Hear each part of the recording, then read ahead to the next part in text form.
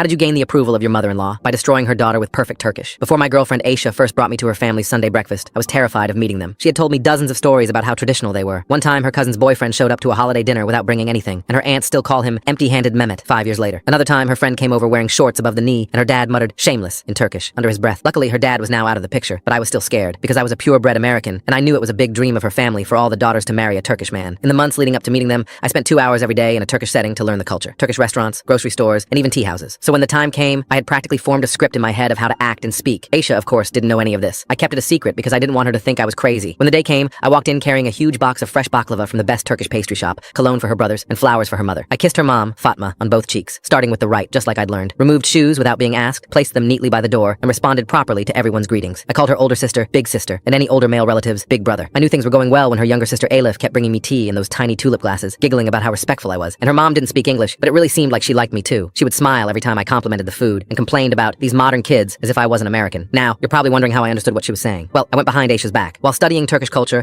I started taking Turkish lessons. I didn't want to say anything about it because I wanted to surprise her at our engagement. So up until this point, it had been around 6 months of lessons, and I could hear how well Fatma was speaking of me to Aisha's two sisters. Aisha was practically glowing with pride. I had no idea that it was the calm before the storm, because there was just one person who made it abundantly clear that I was an unwanted guest, and that was her older sister, Zeynep. Constantly made snide remarks in English about how I was watering down their bloodline, made jokes about how I was a good warm-up for her future Turkish husband, but I was convinced that I would win her over eventually, and just shrugged it off. But the next time I was over, things had completely changed. When me and Aisha showed up at the door, her mom barely acknowledged me and asked Aisha in Turkish, "Why is the foreigner still around?" Aisha looked just as confused as me, but just rolled her eyes before walking in. We sat down for dinner, and Fatma served fresh meatballs and rice to everyone. Meanwhile, she handed me a plate of completely raw ground meat with raw onions. There was so much that the juice started dripping all over me, and just before I could ask for a napkin, Fatma, Emil, turned to Aisha and said, "This was always Emre's favorite." That's when everything made sense. Emre was her first love from university, and he was Turkish. Her family hadn't accepted me, so there I was, pretending to eat raw meat and trying to make polite small talk, when Zeynep, the older sister, turned to my future mother-in-law and said in Turkish, "Her boyfriend just told me that doner kebab is better in Germany." I froze. My girlfriend opened her mouth to speak, but I lightly pinched her arm under the table because I had to test the waters. "This food is really delicious," I said in English, with a completely straight face. "He says Turkish food gives him diarrhea," Zeynep translated. Fatma's face went completely red, and she started muttering prayers under her breath. The room was silent. I couldn't even hide my smile. "Thank you for having me in your beautiful home," I said. "He said your house smells like a kebab shop and needs renovation," Zeynep lied. My girlfriend was shaking with anger. Fatma was getting ready to throw me out. That's when I looked directly at Fatma and said in perfect Turkish, "Mother Fatma, I've been learning Turkish for 6 months to properly ask for Aisha's hand. Every word your daughter translated was a lie. Allah is my witness." My girlfriend nearly spit out her yogurt drink. Even her younger sister, the angel of the family, burst out laughing. Zeynep tried to recover, stammering excuses, but it was over. I had won. Fatma grabbed the plate of raw meat and dumped it over her daughter's head. "What kind of daughter are you? Shameless!" she yelled, before getting up to hug me and apologize, calling me my son for the first time. On the drive home, I almost crashed, because me and Aisha couldn't stop laughing about how crazy the whole thing had been. And I didn't know it at the time, but her sister was still upset about Aisha marrying a foreigner. And it wasn't long before she turned my entire life upside down. Full story on channel, linked below.